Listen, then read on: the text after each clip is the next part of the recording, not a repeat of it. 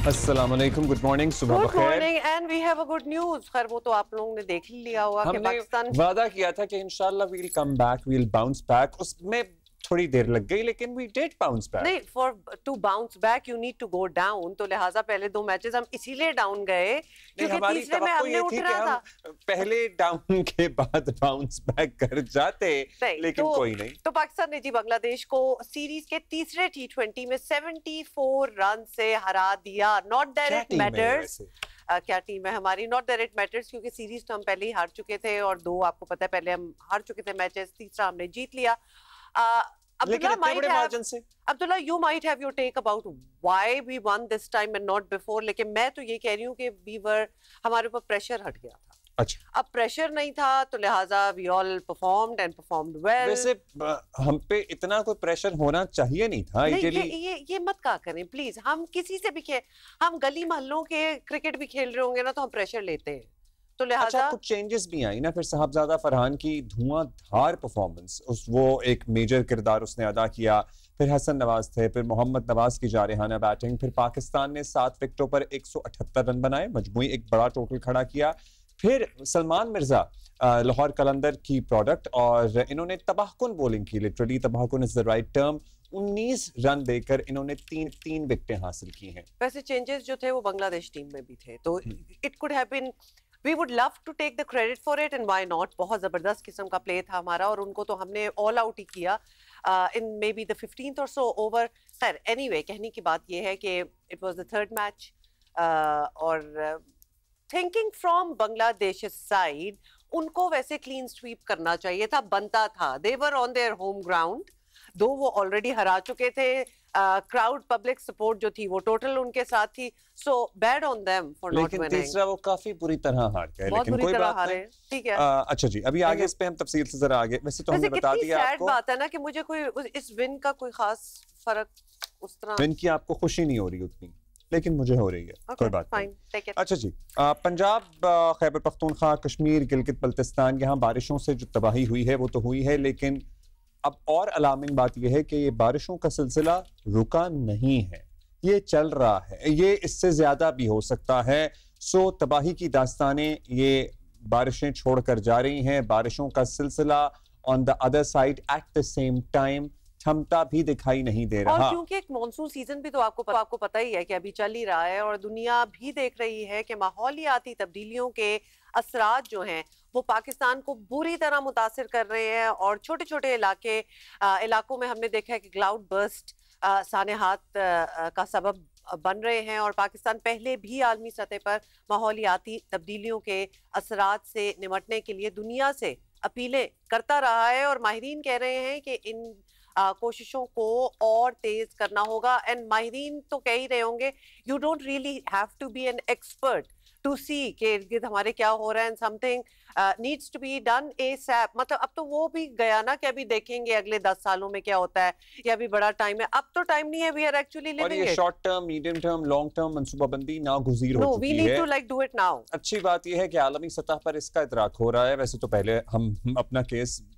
बड़ा मजबूत अंदाज में पहले भी पेश करते रहे हैं। जब सैलाब आए थे, आपको पता है, उस वक्त के वजीर खारजा बिलावल भुट्टो पूरी दुनिया में गए थे और उन्होंने बताया तो दुनिया को कि हम पे क्या असरात हो रहे हैं। पूरी दुनिया की कंट्रीब्यूशन जो है अब इस ग्लोबल वार्मिंग में, उसके इंसानों ने ज़मीन को बदला है। अब ज़मीन लिटरली हम सबको बदल रही है, हमारे हालात बदल रही है। आलमी अदालत इंसाफ ने माहौलियाती तब्दीली पर एडवाइजरी जारी कर दी है। पाकिस्तान की 3 सिफारिशात को भी एडवाइजरी का हिस्सा बनाया गया है।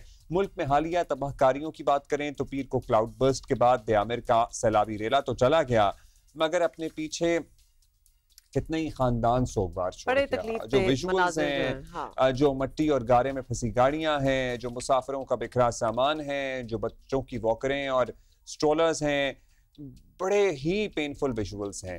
मतलब कोई नहीं चाहेगा कि ऐसे अफसोसनाक मनाजिर फिर देखने को मिले और इसीलिए हम चाहते हैं कि कुछ किया जाए। सैलाबी रेले में जहां बहक डॉक्टर मशाल के 3 साला बेटे अब्दुल हादी की भी कल लाश मिल गई है।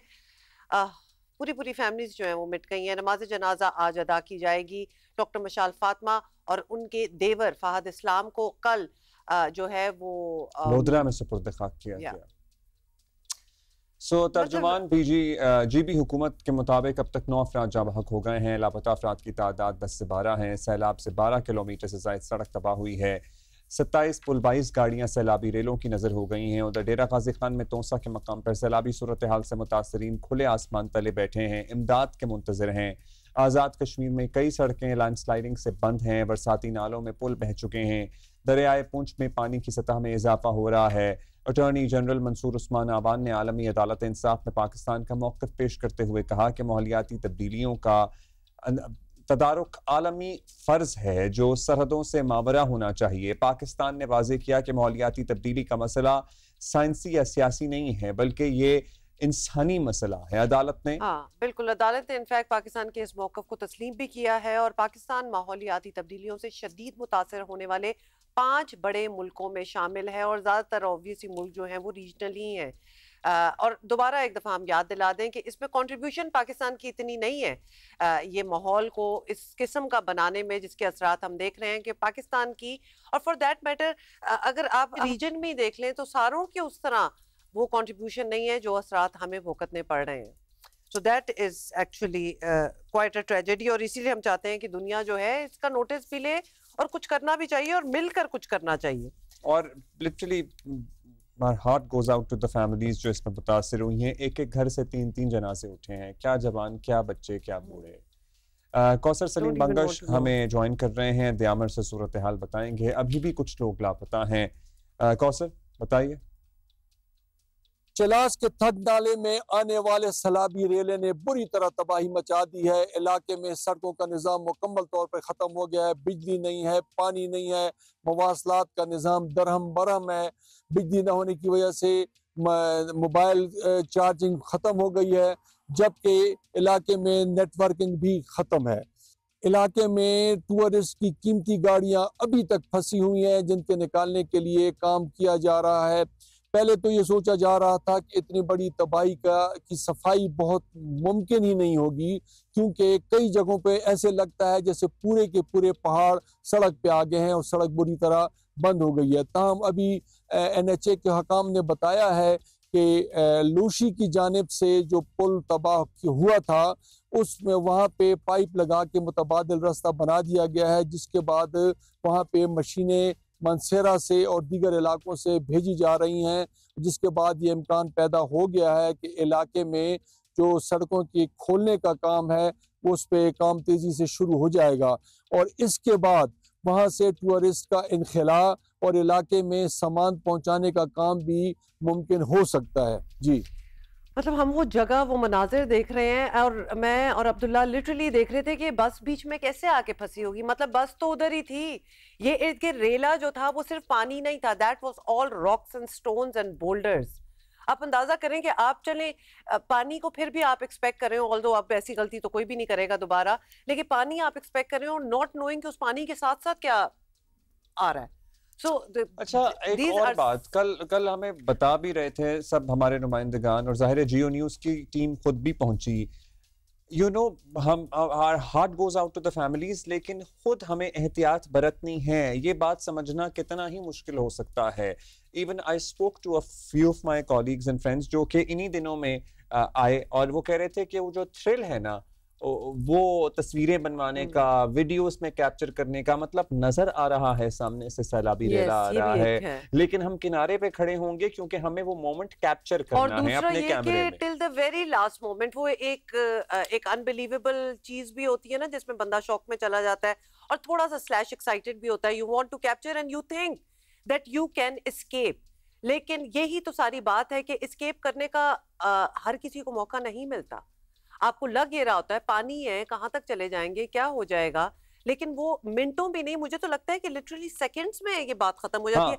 अभी आप अपने दिमाग में फैसला कर ही रहे। अच्छा, ये जो मनाजिर है ना, ये तो ऐसे खतरनाक हैं कि जिस दिन से हमने देखे हैं आपको शायद फैसला करने का वो मोमेंट, वो मौका भी ना मिले कि आप इधर लेफ्ट जाएं या राइट जाएं। कसूर नहीं है, क्योंकि जहां वो मौजूद होते हैं वहां मौसम ठीक ही होता है, और उससे पिछले जो पहाड़ होते हैं, मतलब आप जहां मौजूद हैं आपकी सराउंडिंग्स में जो पहाड़ हैं आपको लग रहा है जी ठीक मौसम है, लेकिन उससे पिछले जो पहाड़ होते हैं वहां पे कोई क्लाउड बर्स्ट होता है, फ्लैश फ्लडिंग होती है और फिर वो रेला बहता हुआ आप तक आता है और ये मिनटों सेकंडों का काम है। बेशक ऐसा ही हम देख रहे हैं और काफी दिनों से, मतलब we are looking at Munir Ahmed sahab है हमारे साथ, माहिर माहौलियात हैं। मुनीर साहब बहुत शुक्रिया, आपने वक्त निकाला है।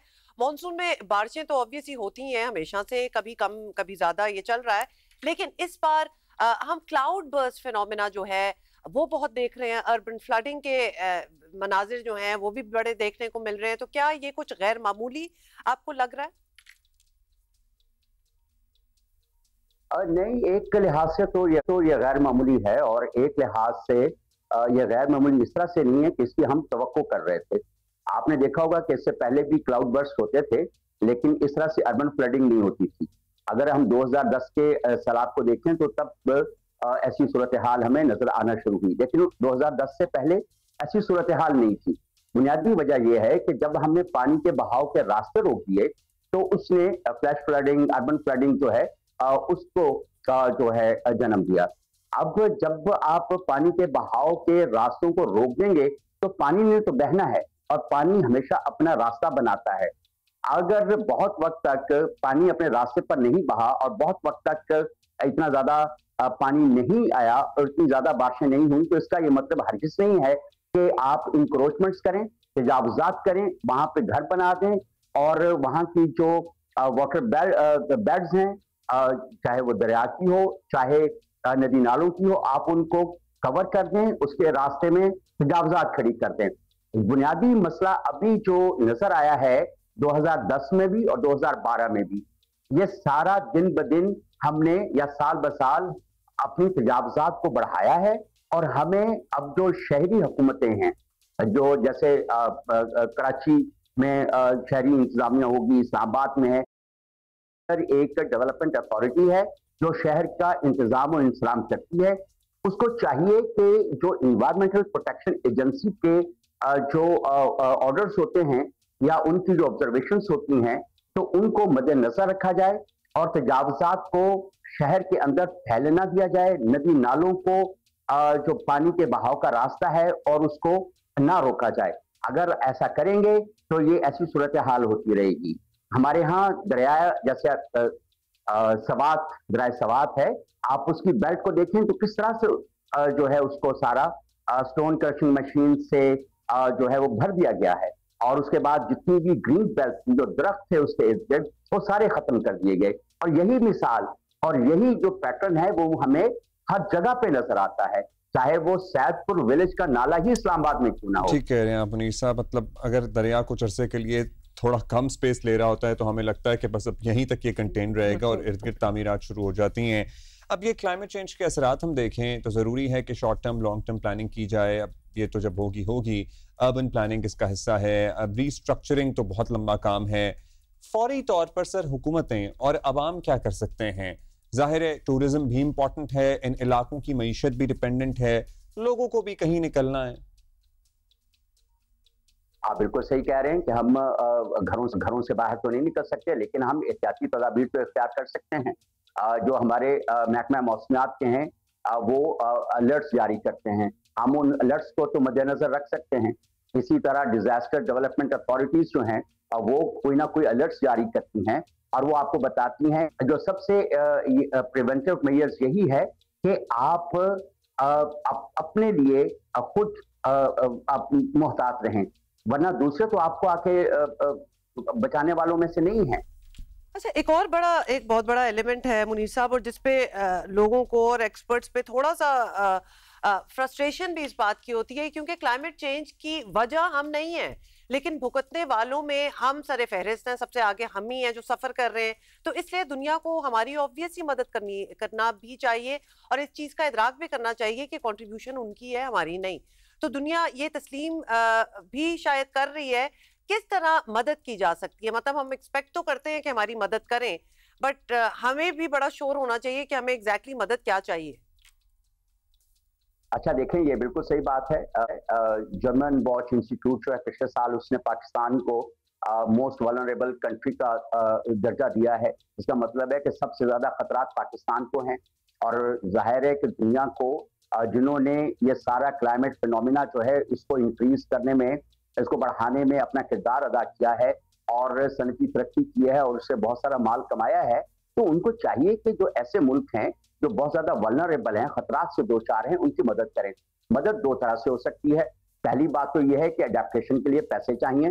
पाकिस्तान ने नेशनल अडेप्टेशन पॉलिसी जो है वो 2 साल पहले लॉन्च की थी, फंड्स ना होने की वजह से उसके ऊपर अमल दरामद नहीं हो रहा। दूसरी बात यह है कि डिजास्टर रिस्क रिडक्शन के लिए हमें बहुत सारे पैसे चाहिए। अपने जो रेस्क्यू के इदारे हैं, रिलीफ के इदारे हैं, उनको जाहिर है कि हमने उस कैपेसिटी बिल्ड करनी है, एक हमें, और उसके लिए भी पैसा चाहिए।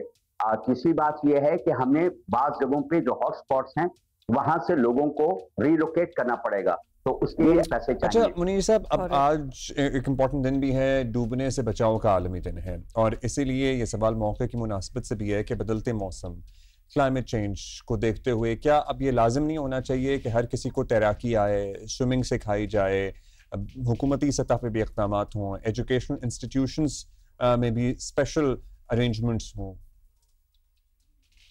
आप बिल्कुल सही कह रहे हैं। अगर आप इसको लाइटर वेन में ले रहे हैं तो बहुत अच्छी बात है, लेकिन अगर आप इसको बिल्कुल और तरह से, तो मेरा तो ख्याल है कि हर शख्स को तैराकी सीखनी चाहिए। बेशुमार मुल्क ऐसे हैं जहाँ पे तैराकी को एक स्किल के तौर पर लिया जाता है और एक हॉबी के तौर पर भी लिया जाता है। अगर पाकिस्तान में इसका रिवाज आम कर दिया जाए तो बहुत सारी जानें खुद आप अपनी भी बचा सकते हैं और दूसरों की भी बचा सकते हैं। ठीक है, वैसे तैराकी वाली बात, बहुत शुक्रिया मुनीर अहमद हमसे बात करने का। ये स्विमिंग वगैरह तो ये आनी ही चाहिए, मतलब वैसे भी इट्स गुड फॉर फिटनेस। एक कंप्लीट अगर कोई एक्सरसाइज अगर आपने करनी हो ना तो आप कुछ स्विमिंग करें, कुछ लेंथ्स लगाएं पूल के। और पता क्या, हमारे यहाँ अब वो जो घरों में स्कूल खुलते हैं ना, जब से ये सिलसिला शुरू हुआ, और बड़े महंगे स्कूल होते हैं ये, और क्या होता है जी, एक बंगले में खुले हुए हैं 2 कनाल 4 कनाल 2000 गज 4000 गज के, और जाहिर है वहाँ पे कहाँ स्विमिंग पूल वगैरह या कोई भी प्लेग्राउंड हो सकता है। ये तो जो ये जब मतलब पर्पस बिल्ट कैंपसेस जब अब स्कूलों के नहीं अवेलेबल, और घरों में स्कूल खुलने और बनने की इजाजत जब से हुई है, और जब से ट्रेंड निकला है, तब से रुझान भी कम हो गया है स्विमिंग वगैरह का। पहले आपको पता है स्कूलों में सहूलत मौजूद होती थी, और स्कूलों की भी एक रिक्वायरमेंट होती थी, एक स्ट्रक्चर स्कूल का हो, फिर एक प्लेग्राउंड हो, मतलब कुछ 2-4 चीजें होती थी, वो टिकमार्क होनी होती थी for it to be called an educational institution. लेकिन अब यूर राइट, मतलब इतनी छोटी छोटी चीजें हो गई हैं कि इनसे इम्पोर्टेंस जो है वो चली गई है। इन एनी केस अभी भी हम शहरों का क्या हाल है, डीजी खान में क्या सिलसिला चल रहा है, सलीम बुज़दार हमें बता रहे हैं, पहले वो देख लेते हैं। तौसा में दरिया सिंध के करीब जो लोग रहते थे वो अब इस वक्त ज़ेर आब हैं। 30 से ज़्यादा बस्तियां चारों तरफ से पानी के अंदर हैं, और वहाँ पर लोग, कुछ हमने देखा कि अपनी मदद आपके तहत प्राइवेट कश्तियों के जरिए या पैदल भी इवन गहरे पानी से निकलने की कोशिश कर रहे हैं, अपना सामान उठा के बाहर आते हैं। मगर मुतासिरीन का कहना है कि बाहर आने के बाद उनके लिए किसी किस्म का कोई इंतजामात नहीं किए गए, ना कोई खैमा लगाया गया है, ना कोई शेल्टर दिया गया है, ना किसी खाने पीने का इंतजामात किए गए हैं। दूसरी तरफ हमने ये देखा है कि जिला इंतजामिया की तरफ से उनका कहना है कि चूँकि अक्सर ये इलाके गैर कानूनी तौर पर आबादियाँ हैं, लोग गैर कानूनी तौर पर यहाँ पे आबाद हो गए, जिसकी वजह से वो निकलने को भी आमादा नहीं है। अगर वो बहुत सारा पानी जब तक नहीं आता, उनके घरों के अंदर पानी दाखिल नहीं होता, उस वक्त तक ये नहीं निकलते। मुतासिरीन का कहना है कि हम निकलने के लिए तैयार हैं, क्योंकि यहाँ पर पानी जैसे जैसे उसकी सेम, अब पानी चूँकि घरों के अंदर तो दाखिल नहीं हुआ चूँकि वो इस तरह के हालात में, लेकिन ज़मीनी राब्ता इनका इस वक्त तक मुकम्मल तौर पर मुल्क भर से मुनक़ता है। वो कश्ती के ज़रिए से ही खुश्की तक आ सकते हैं, चूँकि चारों तरफ इनका जो है ना वो पानी है। इंतज़ामिया का कहना है कि कुछ इलाकों में मेडिकल कैंप्स और लाइफ स्टॉक के लिए कैंप लगाए गए, मगर हमने ये देखा कि रिलीफ कैंप्स की जो है ना वो कमी है। अगरचे कहीं कहीं लगाए गए हैं, मगर जिस तादाद में मुतासिरीन की जो है ना वो आबादी है, उतने में इस हद तक उन्होंने वो जो है ना इंतजामात नहीं किए। कार्रवाइयाँ भी साथ साथ चल रही हैं, अभी भी कुछ लोग मुंतजर हैं। अभी एक ब्रेक लेंगे, थोड़ी देर में वापस आएंगे।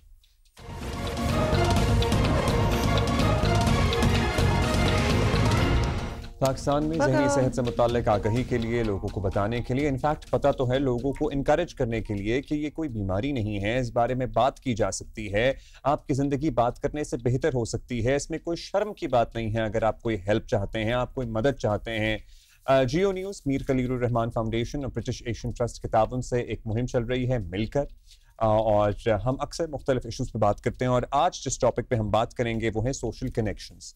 आपकी दोस्तियाँ, आपके इर्द गिर्द जो लोग मौजूद होते हैं, जिनको आप सोशली जानते हैं, जो आपके पक्के दोस्त हैं, नॉट सो पक्के दोस्त हैं, जानने वाले हैं, मिलने वाले हैं, और ये सारा अगर नहीं भी हैं तो कितना जरूरी है कि होने चाहिए, मतलब आपकी वेलबींग के लिए, नॉट जस्ट मेंटल वेलबींग के लिए, ये कितना जरूरी है, इस पे हमने बात करनी है। और हमें हेल्प आउट कर रही हैं नवाल नासिर हमारे साथ हैं, हूँ क्लिनिकल साइकोलॉजिस्ट और बहुत कम्युनिटी बिल्डिंग प्रोग्राम्स में काम करती रही। Nawal, thank you so much for coming over. Nawal, आपके इन अ नटशेल जल्दी से अगर आप बता सकें, कुछ साल पहले लोगों को नहीं समझ आती थी कि मेंटल हेल्थ क्या है, या स्टिग्मा अटैच्ड है, या व्हाटएवर, इंपॉर्टेंस ही नहीं थी। टांग टूट जाए उसका हम टेक केयर कर लेंगे, मेंटल ब्रेकडाउन हो जाए किसी को नहीं पता कि क्या करना है। Have things changed now? So I think over the recent years जो डिजिटल मीडिया है इसने बहुत ज़्यादा इस चीज़ में हेल्प आउट किया है। पहले लोग अवेयर नहीं थे कि ज़हनी सेहत होती क्या है, और सबसे पहला स्टेप तो अगर हम देखें तो यही चीज़ है कि सबसे पहले हम लोगों को ये बताएं कि ज़हनी सेहत, जैसे आपकी जिस्मानी सेहत इंपॉर्टेंट है, इसी तरह आपकी ज़हनी सेहत भी बहुत ज़्यादा इंपॉर्टेंट है। सो डिजिटल मीडिया का मेरे पर्सपेक्टिव में ये फ़ायदा हुआ है कि लोगों में एटलीस्ट कुछ हद तक अवेयरनेस आई है। लेकिन अवेयरनेस के बाद जो नेक्स्ट स्टेप ये होता है कि उनको वो हेल्प सीख करनी है, जिसमें स्टिल जो है हमें चैलेंज फेस करना पड़ता है, जिसमें दो मेन रीजंस हैं कि सबसे पहले लोगों को इस चीज़ का पता ही नहीं है कि हेल्प किससे मांगी जाए। So we do have you know कि psychiatrist in our country, clinical psychologist भी हमारे पास है, लेकिन सबसे पहले आपने किस शख्स के पास जाना है। और दूसरी बहुत इंपॉर्टेंट चीज़ कि व्हेन टू सीक हेल्प, कि आपने किस पॉइंट पर आपको ये फील होने की ज़रूरत है कि आपको नाउ यू नो कि एक प्रोफेशनल हेल्प की नीड है। और जैसा कि आपने सोशल कनेक्शंस की बात की, सो देखिए सोशल कनेक्शंस जो हैं जिसमें हम कहते हैं कि जो हमारा इर्द गिर्द का सपोर्ट सिस्टम है, जो आपका एक क्लोज निट सर्कल होता है, वो हमें बहुत सारी जो शदीद ज़हनी बीमारियां हैं उनसे हमें बचा सकता है। कैसे कि कभी कभार, जैसे कि अगर हम अपनी ज़िंदगियों को देखें तो हमारी ज़िंदगी में सब एडवर्सिटीज़ जो हैं it's a very common part. सबकी ज़िंदगी में मुश्किलात आती हैं, कुछ बहुत शदीद मुश्किलात होती हैं, लेकिन कुछ जो हैं आपकी मुश्किलात काफ़ी थोड़े से टाइम में पास हो जाती हैं। नाउ जब हम किसी मुश्किल वक्त से गुजर रहे होते हैं, सो एक हमारी इंटरनल नीड है कि हम किसी शख्स से बात करें। क्रिकेट के सर्कल में अगर कुछ ऐसे मखसूस लोग मौजूद हैं जिन पर आप ट्रस्ट करते हैं और आपको लगता है कि अगर कोई भी आपको मुश्किल फेस करनी पड़ेगी तो आप उनके साथ जाके बातचीत कर सकते हैं, और वो जो मखसूस लोग हैं वो आपको एक यू नो कि एक सेफ स्पेस या एक महफूज जो है स्पेस प्रोवाइड करें, जिसमें वो आपकी बात को सुने, आपकी बात को समझें, आपके इमोशंस को वैलिडेट करें। कभी कभार तो something as little, it might seem little, कि किसी से बात ही कर लेना तो आपका स्ट्रेस रिलीज हो जाता है। How important are friendships? जाहिर है एक होता है हमारे घर का सर्कल, एक होता है फैमिली सर्कल, लेकिन how important are friendships to prevent anxiety, depression, you know, going deep into the mental issues? ये कितनी अहम चीजें हैं, क्योंकि अक्सर हमारे देसी हाउस होल्ड्स में होता है ना, ये बहन भाई है ना, इनसे बात करो, माँ बाप से बात करो, कजन्स है ना, दोस्तियों को बुरा भी समझा जाता था फॉर द लॉन्गेस्ट टाइम। बिल्कुल। सो देखिए सबसे पहले तो मैं इस चीज़ से स्टार्ट करूँगी कि हमारे बहुत सारे ऐसे मसाइल होते हैं जो कि हम लोग अपने पेरेंट्स से और अपने पार्टनर से और अपने इर्द गिर्द के जो सिबलिंग्स हैं उनसे हो सकता है कि ना डिस्कस सकें, and that's completely fine. Because देखिए इन सिचुएशंस में ना, जैसे घर में एक स्पेसिफिक रोल में हम होते हैं, आपके पार्टनर के साथ भी आप एक स्पेसिफिक रोल में होते हैं, लेकिन फ्रेंडशिप में आपका लेवल बिल्कुल सेम होता है। और उसमें ये होता है कि जब आप फ्रेंड्स के साथ मिलते हैं तो बड़ा रेसिप्रोकल सॉर्ट ऑफ सपोर्ट आपको मिल रहा होता है दोनों तरफ से, और हंसी मजाक में फ्रेंड आपको जो है एक तो ना सिर्फ सपोर्ट प्रोवाइड कर रहे होते हैं, आपके थॉट्स को चैलेंज कर रहे होते हैं, आपके पर्सपेक्टिव को चैलेंज कर रहे होते हैं, और एक खसूसन चीज़ जो कि मैंने नोट की है, आपको एक आउटसाइड पर्सपेक्टिव मिलता है फ्रेंड से, जो कि हो सकता है कि घर में वो पर्सपेक्टिव आपको ना नजर आए। तो it's very good to have some close friends around you, because देखिए हर ज़माने में दोस्त जो हैं वो बहुत ज़्यादा इंपॉर्टेंट रहे हैं।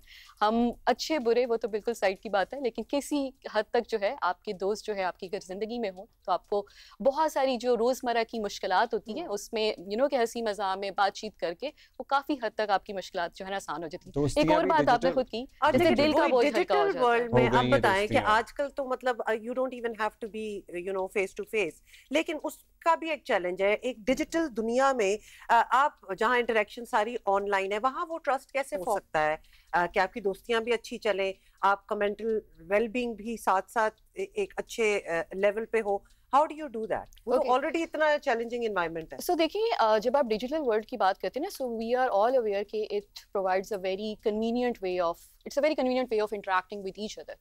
But what it lacks is the emotional depth, the raw human connection.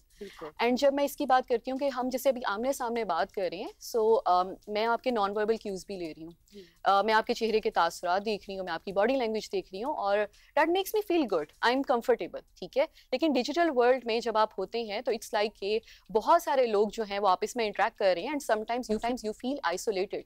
अगर मैं आजकल की यूथ की बात करूँ तो वो कुछ कम्प्लेक्स इमोशंस फील कर रहे हैं, जैसे आइसोलेशन हो सकती है, लॉनलीनेस हो सकती है, कंपैरिजन हो सकता है, उनको लगता है कि everybody is living their best lives and then they are isolated भी हो सकती है, बिकॉज़ यू लिटरली एक दूसरे को देख अगर आप उस तरह ना रहे हो तो वही वाली बात है, आप वो क्यूज पिकअप भी नहीं कर रहे कि अगला एक्चुअली क्या कह रहा है। मुझे लगता है चलें यूथ तो फिर भी ये स्टूडेंट्स, जवान बच्चियां ये दोस्तियां कर लेते हैं, सोशल कनेक्शंस बना लेते हैं। When you reach a certain age and also a certain at a certain position in your career, you are very reluctant to make friends. आपसे होता नहीं है, एक तो जाहिर है वक्त की भी कमी होती है, दूसरा ये होता है कि आपको समझ नहीं आ रहा होता कि how to navigate through it, क्योंकि आप खुद 100 बातें सोच रहे होते हैं, अगला भी सोच सकता है, आपके जहन में होता है कि वो पता नहीं क्या सोचेगा।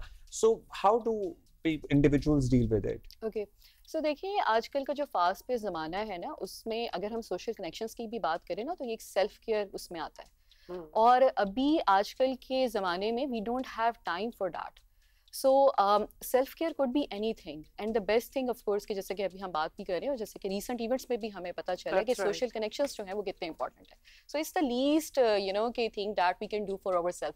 24 घंटे में कुछ अपने लिए इतना ऐसा वक्त निकालना जिसमें कुछ आप इस टाइप की एक्टिविटी करें या अपने मनपसंद दोस्तों के साथ मिलें जिससे आपको अच्छा महसूस हो, तो दिस इज वेरी इंपॉर्टेंट। अच्छा, ये मनपसंद दोस्तों वाली जो आपने बात की है, अक्सर हमने देखा है खासतौर पे हमारे माशरे में कि जब शादी हो जाती है एक दफा तो खास तौर पे जो लड़की होती है उनके दोस्त छूट जाते हैं, और उनसे कहा भी यही जाता है, मतलब भी यही और एक्सप्लेनेशन ये दी जाती है कि अब तो तुम्हारा एक नया घर है, तुम्हारी शादी हो गई है, इनमें घुलो मिलो, दोस्तों की क्या जरूरत है।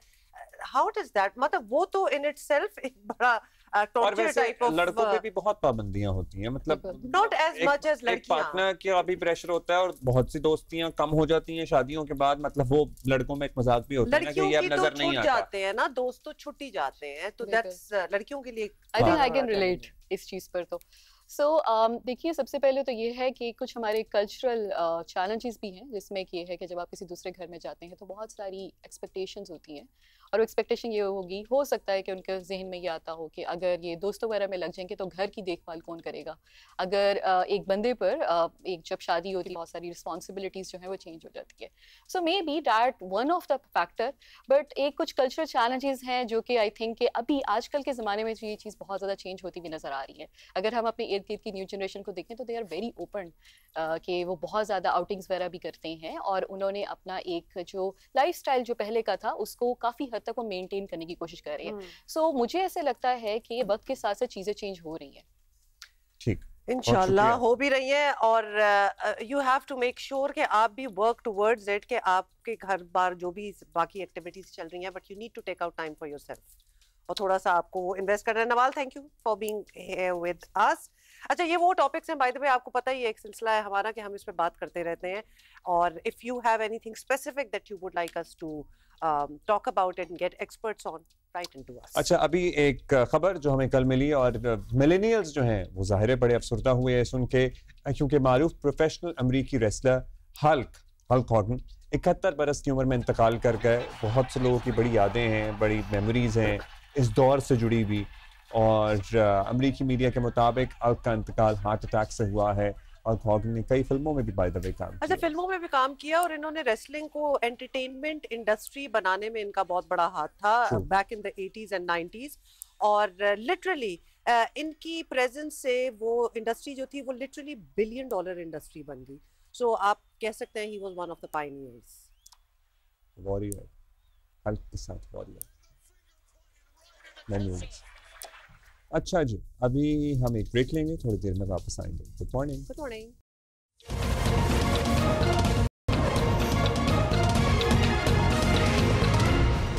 अच्छा, जब आप फोन उठाएं और अपने सोशल मीडिया को थोड़ी 2 मिनट के लिए भी चेक कर लेना, एक और कोई खतरनाक किस्म की वीडियो सामने आ चुकी होती है, ये सैलाब की और क्लाउड बर्स्ट की और ये सब कुछ जो हो रहा है, मतलब एकदम से खौफजदा हो जाते हैं। अभी मैंने एक वीडियो देखी है विच इज़ फ्रॉम इस्लामाबाद, मतलब हम E11 सेक्टर की बात कर रहे हैं, कल हम DHA5 की बात कर रहे थे, ये इस्लामाबाद की जगह हैं। यहाँ तो यू वुड एक्सपेक्ट कि प्रॉपर घर बने हुए एंड ऑल दैट, लेकिन पानी कुछ नहीं छोड़ता। अभी हम मुजफ्फराबाद जाएंगे और वहाँ क्या मौसम है, आरिफ उर्फी हमें बता रहे हैं।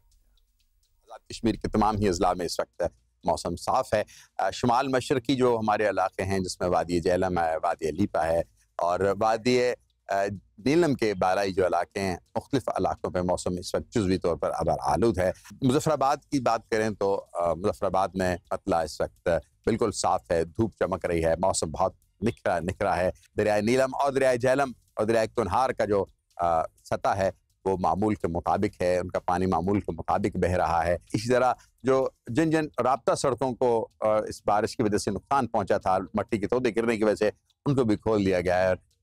आज सुबह जो हमारी बात हुई उसके मुताबिक महकमा शहरात के कहना है कि तमाम अजला को जो मिलाने वाली मरकजी शहरात हैं तमाम खुली है। इसी तरह लिंक रोड्स तमाम जो है वो खोल दी गई हैं और जिंदगी जो है दोबारा मामूल के मुताबिक चल रही है। मतलब कोई तबाही वगैरह ना हुई हो तो कितनी हसीन जगह है, क्या ग्रीनरी और क्या खूबसूरती है। लेकिन अब वही बात है कि that we really need to take care of our surroundings.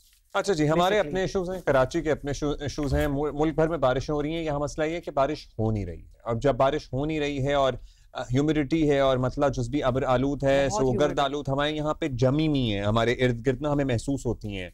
और उससे होता क्या है कि जो सांस की बीमारियों में मुब्तला लोग हैं वो बहुत बीमार हो रहे हैं, उनको अटैक हो रहे हैं, अस्थमा के, दमे के। तो बेसिकली ये फिजाई आलूदगी है और उसमें बहुत ज़्यादा इजाफा भी हो रहा है और साथ ही होने वाली जो एयर इंडेक्स क्वालिटी है वो भी ऑब्वियसली बेहतर उस वजह से नहीं हो रही।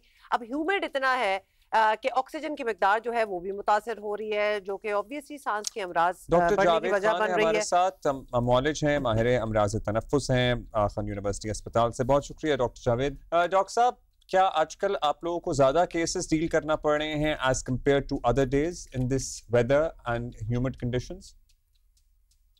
जी बिल्कुल, ख़ास तौर पे कराची में हम जो है हमने पिछले चंद हफ्तों में दमा और COPD की बीमारियों में इजाफा देखा है और हमारे क्लिनिक्स में ज़्यादा मरीज आ रहे हैं। और इसकी मेन वजह यही है कि जुलाई के महीने में जो और जगह पाकिस्तान में बारिशें हुई मगर कराची में इतनी बारिश नहीं हुई और उसकी वजह से जो है एयर क्वालिटी इंडेक्स हमारा जो है इतना बेहतर नहीं हुआ और यही वजह है कि हमारे जो दमा और ये जो सांस के और मरीज हैं वो मुतासिर हो रहे हैं। तो how do people deal with it? ये बताइएगा कि जो लोग ऑलरेडी एस्मेटिक हैं उनको क्या एहतियाती तदाबीर अपनानी चाहिए या क्या वो ऐसी अलामात हों कि वो फौरन अस्पताल पहुंचें या डॉक्टर से रुजू करें? देखिए, पहली चीज ये है कि दमे के मरीज और COPD के जो मरीज हैं जो कि स्मोकिंग रिलेटेड लंग डिजीज है, उनको जब ऐसी जगह पे जाएं जहां पे जाहिर है कि एनवायरनमेंट ज़्यादा पोल्यूटेड है, फॉर एग्जांपल रोड के ऊपर जा रहे हैं जहां पे व्हीकल्स बहुत बड़ी तादाद है कराची के अंदर, तो वहां पे वो मास्क पहन के जाएं। इसके अलावा बहुत ज़रूरी है कि घरों के अंदर जो है वो, चूंकि ह्यूमिड वेदर है इसकी वजह से हमारे जो बाथरूम्स हैं और हमारे जो घर है मॉइस्चर की वजह से वहां पे काई जम जाती है, एक फंगस होता है जिससे भी एलर्जेंस होती हैं। इसके अलावा मॉस्किटो जो है बड़ा मेजर फैक्टर है। हमारे आखिर यूनिवर्सिटी ने एक रिसर्च की थी एस्मा के ऊपर, तो सिंगल मोस्ट इंपॉर्टेंट जो एलर्जेंस पाए गए थे वो थे कॉकरोच के अंदर, और कॉकरोच हमारे हर किचन के अंदर होते हैं। तो ये बहुत जरूरी है कि इनका खात्मा किया जाए। और तीसरी अहम चीज करने की है कि खुदा के वास्ते घर के अंदर कोई, घर के क्या बाहर भी सिगरेट नहीं पीनी चाहिए पब्लिक प्लेसेस के ऊपर, और उससे दमे के मरीजों को जाहिर है कि बहुत ज्यादा नुकसान होता है। अच्छा डॉक्टर साहब, ये भी बताइएगा कि जो एलर्जेंस वगैरह की आप बात कर रहे हैं और लोगों को ऐसे मौसमों में एलर्जीज हो भी जाती हैं, अब इससे पहले कि बहुत बुरी हालत हो, कोई प्रीएम्प्टिवली कोई ऐसी मेडिकेशन भी होती है जो कि ली जा सकती है? देखिए, मरीजों के लिए जो है डॉक्टर मुआयने के बाद वो इनको एक इनहेलर तजवीज़ देते हैं, इनहेलर सजेस्ट करते हैं, तो वो इनहेलर का रेगुलर इस्तेमाल बहुत ज़रूरी है।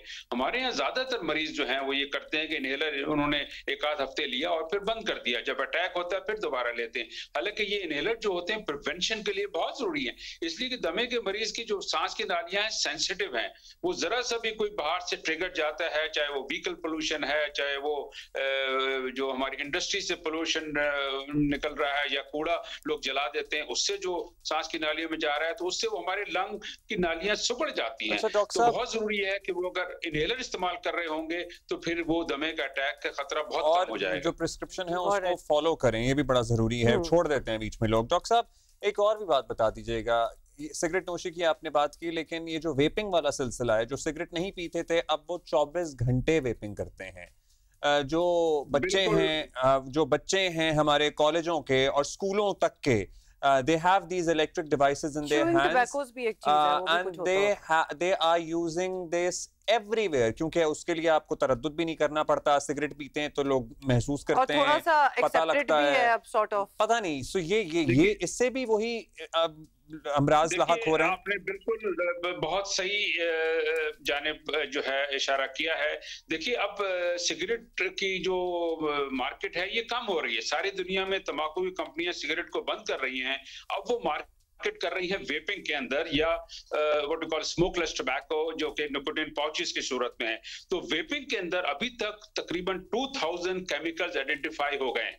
ऑन पेपर आप कह सकते हैं कि फिलहाल ये सिगरेट के निस्बत टॉक्सिन्स इसमें कम है, लेकिन ये कह देना कि ये वेपिंग सेफ है बिल्कुल गलत है। एक कराची की स्टडी के मुताबिक अभी हमारे 68% नौजवान यूनिवर्सिटी के, कॉलेजेस के, वो वेपिंग कर रहे हैं। ये बड़ा सीरियस मसला है इसका, और इसके कॉन्सिक्वेंसेस पता चलेंगे अगले 10-20 साल के अंदर, क्योंकि सिगरेट, पहली सिगरेट आई थी 1860 में और 1950 में पता चला था कि लंग कैंसर होता है। तो वेपिंग के क्या नुकसान होंगे लॉन्ग टर्म अभी हमें नहीं पता।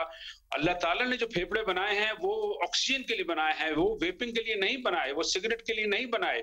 तो प्लीज मेरे नौजवानों से ये दरखास्त होगी, अपनी सेहत को बर्बाद ना करें, और वेपिंग किसी लिहाज से जो है ना वो मुनासिब नहीं है, और अपनी जिंदगी के अंदर आप और मसाइल ना पैदा करें अपने फेफड़ों को तबाह करके। शुक्रिया डॉक्टर जावेद खान साहब, बहुत बहुत शुक्रिया। पहले हम शीशे के अगेंस्ट वार्न करते थे आप लोगों को, and we used to have doctors बताएं कि कितना खतरनाक है, और अब वेपिंग, जो कि डॉक्टर साहब वाज राइट कि शायद अभी उस तरह नहीं पता चलेगा, बिकॉज अभी आप स्मोकिंग के कंपैरिजन में वेपिंग देख रहे हैं, बट वेपिंग के अपने नुकसान हैं जो कि काफी जल्दी हो जाएंगे। वेप शुरू करते हैं सिगरेट छोड़ के, वो हर वक्त वेप पी रहे होते हैं, बल्कि वो तो ज्यादा ही हो जाता है, निकोटीन बहुत बढ़ जाती है, और वो ज्यादा ही हो जाता है, क्योंकि उसमें ये तासुर है कि आप इंडोर्स भी पी सकते हैं, मतलब इसमें धुआं नहीं है तो ये नहीं है, तो वो भी ज्यादा खतरनाक है। भी वैसे थोड़े मैनर्स होने चाहिए। मैंने जिम में भी लोगों को वेपिंग करते हुए देखा है, कुछ ख्याल करें भाई। That negates the whole idea of going to the gym.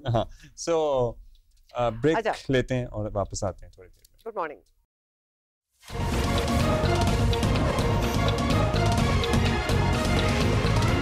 Welcome. अच्छा जी, ये बात हम कल परसों से कर रहे हैं। सवात के मदरसे में उस्ताद के तशद्दुद से मारे जाने वाले केस में पुलिस ने कल 11 मुल्ज़मान को अदालत में पेश किया है। मुल्ज़मान को 2 रोज़ा जिस्मानी रिमांड पर पुलिस के हवाले कर दिया गया है। लेकिन मरकजी मुल्ज़िम जो है ना, जो बच्चे पर तशद्दुद करने वाला है, तो बच्चे पर तशद्दुद करने वाला वो फरार है अब तक। यही बताना था बेसिकली। मरकजी मुल्जिम और मदरसे का जो नाजिम है वो समेत 2 मुल्ज़मान अब तक फरार हैं, और पुलिस मफरूर मुल्ज़मान की तलाश ऑब्वियसली कर रही है, छापेमारी, और मदरसा पहले ही सील कर दिया गया है। और पुलिस के मुताबिक आपको ये भी बताएं कि बच्चों ने बताया है कि मदरसे में असातिज़ा की जानिब से बच्चों पर तशद्दुद बिल्कुल आम था, होता रहता था, और जिसकी बच्चों ने बरमला शिकायत भी की। अब यहाँ ना एक फुटनोट आना चाहिए कि जब बच्चे शिकायत कर रहे हैं, बरमला शिकायत कर रहे हैं सारे बच्चे मिलके, तो पहले अटेंशन क्यों नहीं आई इस इशू को? अगरचे सवात पुलिस किसी किस्म के दबाव में आए बगैर मुल्ज़मान के खिलाफ कार्रवाई का आज़म जाहिर कर रही है, लेकिन ये पहला केस नहीं है, और लोगों को खदशा था कि मुख्तलिफ मजहबी सियासी जमातों की तरफ से, इलाके के माहिदीन की तरफ से दबाव आएगा। लेकिन इसमें एक हौसला अफजा बात ये हुई है, एक तो ये रजिस्टर्ड नहीं था ना, हौसला अफजा बात ये हुई है कि नाज़िम आला वफाकुल मदारिस जो हैं खैबर पख्तूनख्वा के, मौलाना हुसैन अहमद साहब, इन्होंने कल प्रेस कॉन्फ्रेंस की है और वाज़े तौर पर इस वाक़े की ना सिर्फ मजम्मत की है बल्कि मुजरिमों को करार वाकई सजा देने का मुतालबा भी कर दिया गया है इनकी अच्छी तरफ बात से। है, लेकिन ऑनेस्टली इन लोगों को ऑन देयर ओन भी कोई एक मुहिम, एक पूरा कैंपेन चलाना चाहिए। ये माहौल, ये कल्चर अब तब्दील करें। एग्जैक्टली, और इस पे कैंपेनिंग फ्रॉम विद इन बड़ी जरूरत है। हम तो बैठ के इधर बात कर सकते हैं एंड ऑल दैट, लेकिन ये विद इन बात होनी चाहिए। जिस तरह कल स्टेटमेंट भी आई है। महबूब अली ब्यूरो चीफ जियो न्यूज से बात हमें ज्वाइन कर रहे हैं। महबूब अली, बहुत से सवाल भी हैं इस हवाले से, मदरसे में तालिब इल्म की मौत और फिर वहाँ के हालात सामने आना कि वहाँ एक्चुअली हो क्या रहा था, और फिर पुलिस ने पकड़ भी लिया, मुतहर्रिक हुए, कुछ लोगों को पकड़ा है। अब तक क्या पेशरफ्त है इस मामले में, क्या कुछ हो चुका है, क्या अपडेट्स हैं, बताइए। आप सबको भी पता है कि स्वात के तहसील ख्वाजा के इलाके चालियार के मदरसे में जो नाखुशगवार वाक़या पेश आया था, और उसमें एक तालिब इल्म जो है वो अपनी जान की बाजी भी हार गया था। यानी इतनी वहशियाना तरीके से उन पर तशद्दुद किया गया था कि ये बच्चा जो है ये उस तशद्दुद की वजह से जो है वो जावहक हुआ। लेकिन उसके बाद कई इंकशाफात जो है वो सामने आए हैं, और जो इस मदरसे में पढ़ने वाले दीगर जो तलबा है तो उन्होंने बहुत अजीब किस्म की इंकशाफात की है। और सबसे पहले उनका ये कहना था कि ये जो तशद्दुद का सिलसिला है तो ये गुज़िश्ता तकरीबन 3 साल से जारी है।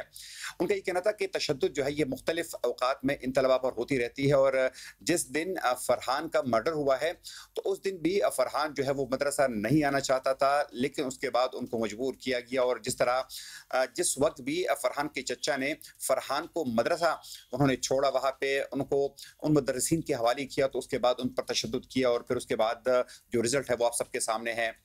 पुलिस यकीन है उसके बाद काफ़ी मुतहर्रिक हो गई है, और पुलिस ने अब तक इस वाक़े में इस मदरसे के 10 जो मुदर्रिसीन हैं, जो मुअल्लिम है, उनको गिरफ्तार किया है। न सिर्फ को गिरफ्तार किया है बल्कि उनसे इन्वेस्टिगेशन का सिलसिला जो है वो भी जारी है। पुलिस ने गिरफ्तारी के बाद इनको अदालत में पेश किया है, और उसके बाद उनका रिमांड जो है वो भी हासिल कर लिया है। लेकिन मुमकिन तौर पर ज़ाहिर बात है कि जब इस किस्म के केसेस सामने आते हैं तो जब तक पुलिस के कस्टडी में ये लोग होते हैं तो ये तो उम्मीद ज़रूर होती है कि वो मज़ीद इंकशाफात करे। लेकिन अगर अदालत इनको उसके बाद जो है वो जुडिशल रिमांड पे जेल भेज देती है तो यकीनन जो इंकशाफात सामने मज़ीद आने हैं तो फिर आप उसकी तवक्को नहीं कर सकते। ये बताइएगा हमें कि तो गिरफ्तार हैं, अभी कुछ की गिरफ्तारी के लिए छापे मारे जा रहे हैं। एक अच्छा बहरहाल रहता है कि इंतज़ामिया, पुलिस या बच्चे के अहल खाना पर कोई दबाव आए, या फिर ये बच्चे के अहल खाना ही खुद केस वापस ले लें या मुजरिमान को माफ़ कर दें। आपको ऐसी कोई सूरत नज़र आ रही है यहाँ पे? सूरत हाल ये है कि अगर हम इस केस के मरकज़ी मुल्ज़िमान के हवाले से बात करें तो इस केस में अगर मरकज़ी मुल्ज़िमान जिनके खिलाफ पहली एफआईआर दर्ज हुई थी, जिसमें मोहम्मद उमर, जिसमें अब्दुल्ला और एहसानुल्लाह शामिल है, तो उसमें सिर्फ अब तक अब्दुल्ला जो है वो गिरफ्तार है, जबकि मोहम्मद उमर और एहसान ये दोनों बाप बेटे हैं, ये अब तक गिरफ्तार नहीं हुए हैं। ये रोपोश है। और आज भी हमारी पुलिस हुकाम से बात हुई है तो उनका ये कहना है कि उनकी भरपूर कोशिश यही है कि इनको किसी भी तौर पर जल्द अज जल्द गिरफ्तार किया जाए। लेकिन जारी बात है कि इनको गिरफ्तार करना इसलिए आसान नहीं होगा क्योंकि उनको पता है कि एक तो पुलिस उनके पीछे लगी हुई है, साथ में जो इलाके की आवाम है वो भी काफ़ी मुश्तिल है। स्वात के इलाके ख्वाजा खिला में और मुख्तलिफ इलाकों में मुसलसल मुजाहरे भी हो रहे हैं और लोगों का यही मुतालिबा है, बल्कि लोगों ने जो है डेडलाइन दी है कि अगर फौरी तौर पर इन लोगों को गिरफ्तार ना किया गया तो फिर एक दफ़ा फिर जो है ख्वाजा खिला में और स्वात के मुख्तलिफ इलाकों में एक भरपूर एहतजाज भी किया जाएगा। पुलिस की जानिब से अब तक कोई इस किस्म की तात नहीं है कि फैमिली पर प्रेशर डाला जा रहा है, लेकिन जारी बात है कि हम जिस माशरे में रहते हैं जहाँ पर उनकी कई मुस्बत बातें हैं तो दूसरी जानिब हमारे सोशल टैबूज है, हमारी कुछ मजबूरियाँ भी है इस सोसाइटी के कि जहाँ पर पुलिस का भी प्रेशर होता है, यहाँ पे जो मजहबी लोग हैं, जो मजहबी पार्टीज है उनकी तरफ से भी प्रेशर डाला जाता है कि सुलह हो जाए और ये मामला जो है ये किसी तौर पर भी रफा दफा हो जाए। महबूब, हम साथ साथ विजुअल्स भी हैं और वो सारे लोग जिनको पकड़ लिया गया है और उनके सर पे वो, मैं तो कहती हूँ सबसे पहले तो नेम एंड शेम करना चाहिए, उनकी शक्लें दिखानी चाहिए। इतने बड़े बड़े आदमी सारे एक लाइन में पूरे चेन है, खड़ा किया हुआ है, छोटे छोटे बच्चों को, हाँ लेकिन छोटे छोटे बच्चों को ये मार रहे हैं इन एनी केस। और दूसरा ये कि वो जो आप कह रहे हैं कि एहतजाज भी हो रहे हैं वहाँ और लोग बड़ा प्रोटेस्ट कर रहे हैं और कह रहे हैं कि इनको पकड़ना चाहिए एंड ऑल दैट, ये वही लोग हैं जब बच्चे इनके आके इनको कहते हैं कि हमें मारा जा रहा है यहाँ अपने स्कूलों में, अपने मदरसों में, तो फिर आगे से कुछ करते नहीं है। अब महबूब ये बताएं, ऑब्वियसली जिस इलाके में जहाँ की हम बात कर रहे हैं वहाँ कॉमन सेंस की बात है कि यहाँ और भी बड़े मदरसे और स्कूल ऐसे होंगे जहाँ बच्चों के साथ कुछ ऐसा ही सलूक होता होगा, तो क्या चाइल्ड प्रोटेक्शन या पुलिस या कोई और इदारा जो है यहाँ कुछ कर रहा है, कुछ चेकिंग करनी चाहिए, दोबारा ऐसा ना हो उसको रोकने के लिए कुछ ना कुछ जाके बच्चों से बात ही कर रहे हैं? ये हमारी सबसे ज्यादा बदकिस्मती है कि इस मुल्क में इदारे तो बहुत ज्यादा है। यहाँ पर पुलिस है, लॉ इन्फोर्समेंट एजेंसीज है, चाइल्ड प्रोटेक्शन के कई इदारे हैं, एनजीओज है, हुकूमत इदारे हैं, लेकिन कभी कभार पता नहीं हम ये कहने पर मजबूर हो जाते हैं कि ये इदारे जो है ये कॉस्मेटिक काम तो बहुत अच्छा कर लेते हैं, लेकिन अमली तौर पर ये इदारे कुछ भी नहीं करते। यानी आप अंदाजा करें कि स्वात जैसे ज़िले में जहाँ पे रजिस्टर्ड मदारिस की तादाद बहुत कम है, लेकिन इनमें जो गैर रजिस्टर्ड इदारे हैं वो बहुत ज़्यादा है। हम अक्सर यही बात करते हैं कि ये जो इदारे हैं किसी को नहीं पता कि इन बच्चों को इन मदरसों में जो पढ़ाने वाले लोग हैं उनका बैकग्राउंड क्या है, उनका मेंटल लेवल क्या है, उन्होंने खुद कितना पढ़ा है, क्या वो जहनी तौर पर तंदुरुस्त भी है या नहीं है। ये वो तमाम सवालात हैं कि जिसके जवाब शायद अभी भी किसी के पास नहीं है। अगर हम पुलिस के हवाले से बात करें, अगर हम चाइल्ड प्रोटेक्शन यूनिट के हवाले से बात करें, चाइल्ड प्रोटेक्शन ब्यूरोस के हवाले से बात करें, तो अब तक उनकी कारकर्दगी कोई ज़्यादा तसल्ली बख्श नहीं है। अगर हम चेकिंग के हवाले से बात करें, क्योंकि यहाँ पर तो जो सरकारी इदारे हैं, जो हुकूमत इदारे हैं, शायद उनकी भी उस तरीके से चेकिंग नहीं होती, तो फिर मदारिस की चेकिंग जो है वो कहाँ पर कर सकते हैं। यकीनन इसके लिए एक मैकेनिज्म जो है उसका होना बहुत ज़रूरी है, और जब तक हुकूमत इन तमाम इदारों के लिए एक रेगुलेटरी अथॉरिटी नहीं बनाएगी, इनको एक खास मैकेनिज्म के तहत नहीं लाएगी, तो मैं नहीं समझता कि ये सूरत हाल जो है ये रोक सकती है। मुस्तकबिल में भी इस किस्म के वाक़यात जो है ये मजीद भी सामने आ सकते हैं। बहुत शुक्रिया महबूब अली फॉर द अपडेट। अब सवाल ये है कि हम अरसे से इस किस्म की न्यूज़ जो है ना, स्टोरी जो है हम कवर करते हैं, कुछ ना कुछ कहीं ना कहीं हो ही रहा होता है। क्या किया जाए कि कुछ रोकथाम हो? मतलब अगर बच्चों की ही नहीं सुन रहे वालिदैन या उनके जो भी केयर टेकर्स हैं, जैसे कि चचा खुद उस दिन ले गए उस बच्चे को, खैर उस बेचारे चचे को भी क्या पता होगा, लेकिन क्यों नहीं पता होगा जब बच्चा खुद बता रहा है, तो आप उन बच्चों को क्यों झूठा साबित कर रहे हैं? क्यों आप सोच रहे हैं कि एम कुछ भी हुआ होगा? This is also a cultural thing. ये दिस इज रॉन्ग। एक तो number one, we do not respect our children. बच्चों की भी इज्जत होती है, उनको भी रिस्पेक्ट करें। हर बच्चा झूठा नहीं होता, और अगर आपको लग रहा है उनकी बात की, थोड़ी सी इन्वेस्टिगेशन खुद भी कर लें। नेचुरली वो बच्चा है, आप अडल्ट हैं, बहुत सी बातें आप पूछताछ कर सकते हैं जो वो बच्चा नहीं कर सकता। अगर वो आपसे मदद मांग रहा है तो करें, जाने चाहिए, और बदल रहे हैं भी हैं आहिस्ता आहिस्ता शहरों की नहीं, दैट्स ट्रू, आहिस्ता आहिस्ता अब्दुल्ला। अच्छा जी, अभी आगे बढ़ेंगे। इस्लामाबाद में कुछ तब्दीलियां की गई हैं पुलिसिंग के निज़ाम में, शहरियों के जान माल की हिफाजत और उन्हें ज़्यादा से ज़्यादा सहूलतों की फरहमी रियासत की पहली तरजीह होनी चाहिए। इस्लामाबाद पुलिस कुछ ना कुछ नया कर रही है। सेफ सिटी सर्वेलेंस सिस्टम को जदीद बनाने के लिए आर्टिफिशियल इंटेलिजेंस और फेशियल रिकग्निशन जैसी जदीद टेक्नोलॉजी इस्तेमाल की जा रही है। Not bad. और थानों की हदूद के तनाज़ात जो ख़त्म कर देने वाला स्टेशन ऑन व्हील्स प्रोग्राम जो है वो भी शुरू किया गया। हाउ इंटरेस्टिंग इज दैट, इसके बारे में भी जानेंगे। बज़ाहिर गैर मामूली है। वज़ीर आज़म शहबाज शरीफ ने स्टेशन ऑन व्हील्स प्रोग्राम का कल इफ्तिताह भी किया है, और पुलिस हुकाम ने वज़ीर आज़म को ब्रीफिंग में बताया है कि पुलिस स्टेशन ऑन व्हील्स का मकसद 60 साल से ज़ायद उम्र के अफराद को ड्राइविंग लाइसेंस जारी करने के अलावा अवाम को FIR दर्ज करने और दीगर सहूलतें फराहम करना है। टैक्सी में मुसाफिरों और ड्राइवर्स की सहूलत के लिए टैक्सी वेरिफिकेशन सिस्टम भी बनाया गया है। This is very important specially for women. एक QR कोड होगा जिसके जरिए टैक्सी और ड्राइवर की वेरिफिकेशन हो जाएगी। वजीर आजम को बताया गया है कि नए प्रोजेक्ट के तहत इस्लामाबाद में कैमरों की तादाद हो जाएगी 3300, जिससे 97% of the city would be under surveillance. Okay, that is definitely very impressive. मतलब हारून जोया हमारे साथ DIG हेडक्वार्टर्स इस्लामाबाद। पहले तो हम आपसे बहुत सी बातें जाहिर है जिसका, लेकिन let's begin with station on wheels, क्योंकि ये बड़ा नोवेल आइडिया हमें लग रहा है, और कहीं से इंस्पायर होके आपने ये स्टार्ट किया है, या फिर how is it going to work? Thank you very much जी।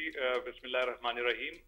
जो पुलिस स्टेशन ऑन व्हील्स है जी, ये it's one of its own kind, first time in Pakistan हमने इनिशिएटिव लिया।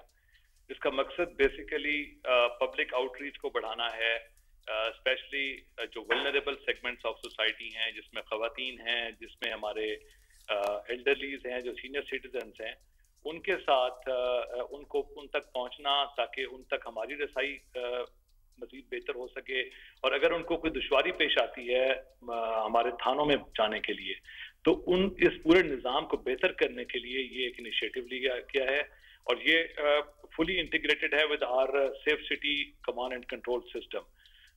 तो किसी भी पब्लिक प्लेस पे जहाँ पे हमारी जो वल्नरेबल सेगमेंट्स ऑफ सोसाइटी इनकी वल्नरेबिलिटी ज़्यादा होती है, उन तक आउटरीच को बेहतर करने के लिए हमारी एक ये पुलिस स्टेशन ऑन व्हील्स की गाड़ी जो है ये दिन के मुख्तलिफ औकात में मुख्तलिफ पब्लिक प्लेसेस में मौजूद होती है, ताकि जो हमारी खवातीन हैं, जो हमारे एल्डरलीज हैं, वो इस गाड़ी पे आके अपनी शिकायत को दर्ज करा सकें।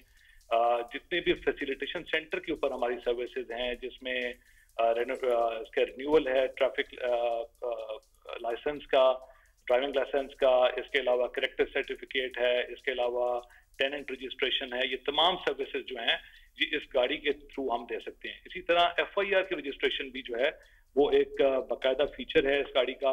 इसके साथ मैं अब ये भी बताता चलूं कि इसमें हमने जो इसके हमारे जो फर्स्ट रिस्पॉन्डर्स होते हैं टू एनी क्राइम सीन, वो भी इसके साथ इंटीग्रेटेड हैं और उसमें हमने एक जेंडर बैलेंस कायम किया है, ताकि उसमें हमारी खवातीन जो हैं पेट्रोलिंग ऑफिसर्स वो भी there part of this system. अच्छा हारून साहब, बड़ा इनोवेटिव भी लग रहा है, हम ये स्टेशन ऑन व्हील्स को देख भी रहे हैं विजुअल्स में, अंदर से बड़ा अच्छा भी है।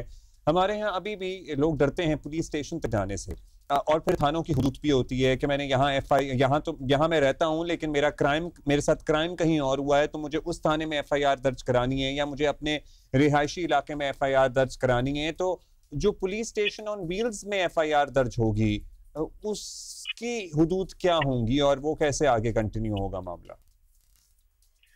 ये जी पुलिस स्टेशन ऑन व्हील जो है, this is integrated in the entire जो हमारा इकोसिस्टम है सिक्योरिटी का इस्लामाबाद के अंदर, और उसमें इंसिडेंट जो है वो जिस इलाके में मर्जी हो उसकी FIR जो है यहाँ पे रजिस्टर हो सकती है in the police station on wheels. So irrespective of the area of the crime incident, अगर हमारे पास यहाँ पे कोई कंप्लेनेंट आता है तो हम उसका राब्ता करवाते हैं with the concern police station और उसकी FIR रजिस्टर करके उसको वहीं पे कॉपी दी जाती है।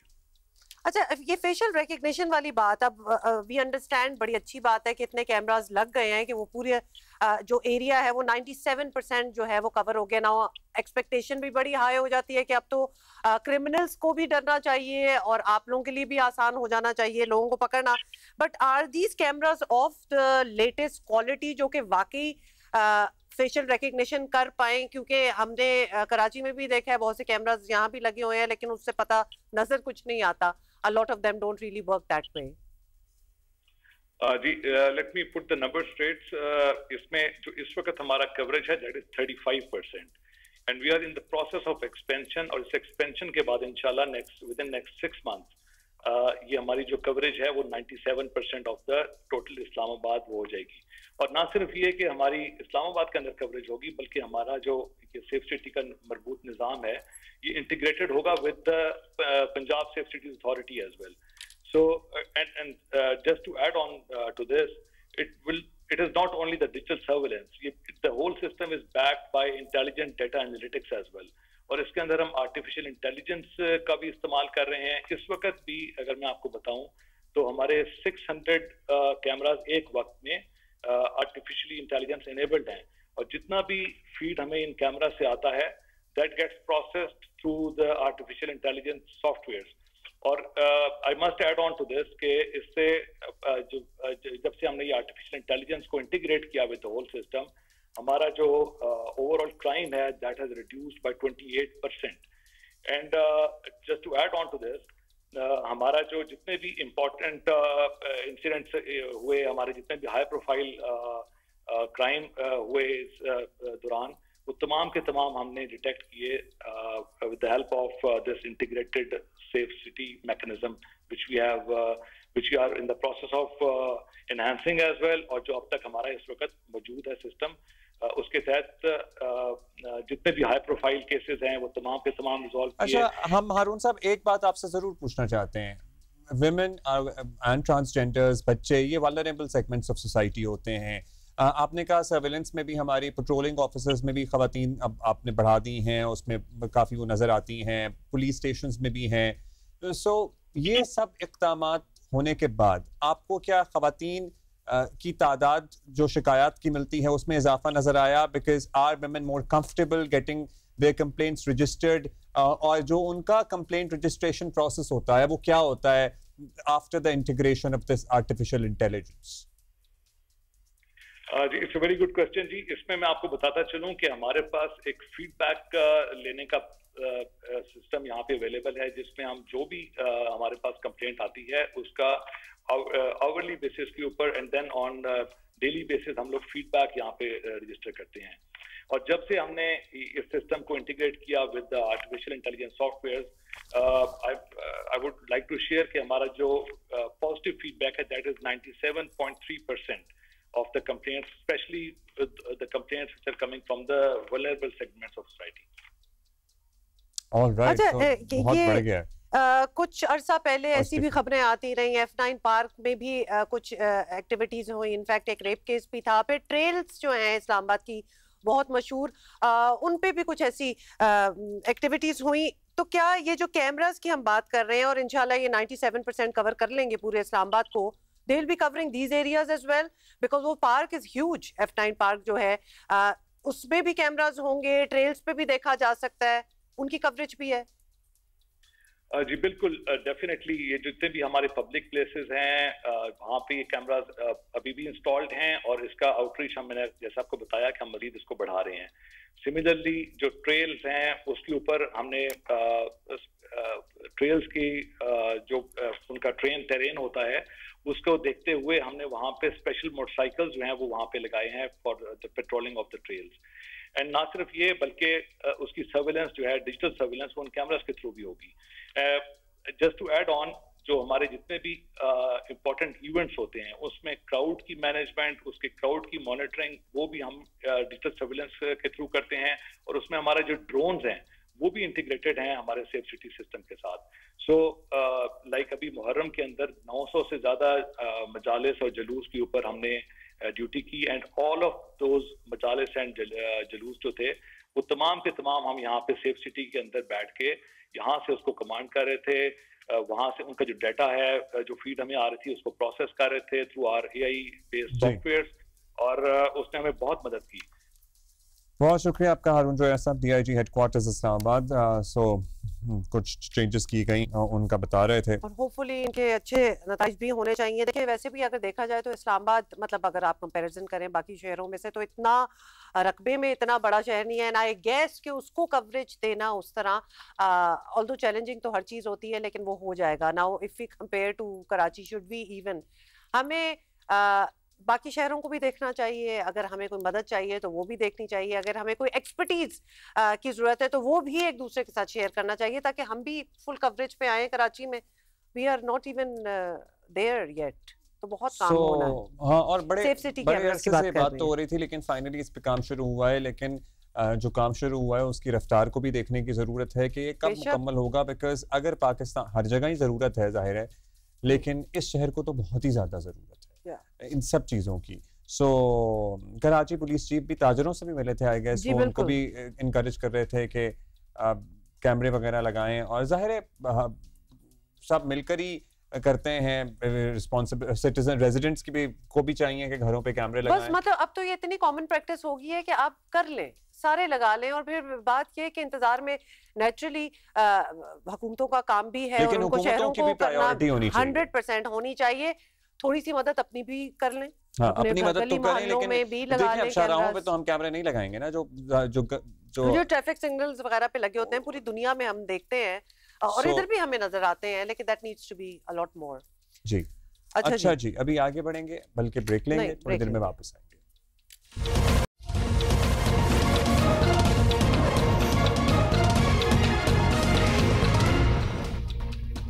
वेलकम बैक जी। और बड़ी देर की मेहरबान आते आते पाकिस्तान टीम तीसरे T20 में ही सही लेकिन फॉर्म में आ गई है। बांग्लादेश को 74 रन के बड़े मार्जिन से हराया है उनके होम ग्राउंड पे। मतलब फॉर्म में आ गई है Abdullah, what are you talking about? Form में आ गई और सीरीज खत्म हो गई और सीरीज भी हार गए। मतलब देखिए फॉर्म में आ गई तो ऐसे कह रहे हैं जैसे आगे 6 मैचेस और पड़े हुए हैं। हमने अच्छा खेला और हम जीत गए ये मैच। ठीक है आगे आपको, ठीक है आप खफा हैं आप, मगर ये थोड़ी सी खिफत की बात हो सकती थी मजीद अगर हम क्लीन स्वीप हो जाते नहीं, मेरा नहीं ख्याल, बल्कि मैं तो बांग्लादेश की साइड पे थी, क्लीन स्वीप होना चाहिए था। They were playing really well, वो अपने घर में खेल रहे थे। अब ज़हनी तौर पे इस धचके के लिए तैयार हो गई थी, मैं नहीं था, क्योंकि मुझे लग रहा था कि इंशाल्लाह we will bounce back, we will come back, and we did. और हमने कल ऐसा ही खेला जैसा खेलना चाहिए था। साहबजादा फरहान हो, हसन नवाज हो, मोहम्मद नवाज हो, इनकी जारहाना बैटिंग हो, 178 का टोटल लगाने में हम कामयाब रहे। उसके बाद बॉलर्स ने हमारे धूम मचाई, पर्टिकुलरली सलमान मिर्जा, बहुत ही ज़बरदस्त इन्होंने इकोनॉमी के साथ बॉलिंग की और 3 विकेटें भी ली हैं। तीनों टॉप ऑर्डर्स को इन्होंने पेविलियन की राह दिखाई, and then others contributed too. Let's talk to our experts because अभी भी I don't know what happened over there. Omar is really sad, but I'm happy. I'm sort of relieved. Sad. I'm just not as excited as you are. Maybe you are relieved. Okay, fine. Sohail Imran भी हमारे साथ हैं। हमारे साथ, और सोहेल इमरान भी हैं। हमने बहुत आला कल खेल लिया था और उन्होंने अच्छा नहीं खेला था, क्या रीजनिंग देंगे? प्रेशर निकल गया था हमारे ऊपर, कोई प्रेशर नहीं था ऐसा, तो हमने कहा कि क्यों ना हम भी कुछ बचा लें अपना, या फिर चेंजेस उनकी साइड पे भी थे, उनके भी 3-4 चेंजेस वर्कड। राशिद भाई जी, एक तो मुबारक हो आप लोगों को, बहुत बड़ी कामयाबी मिली पाकिस्तान को, अगेंस्ट 10th पोजीशन है रैंकिंग में उनकी।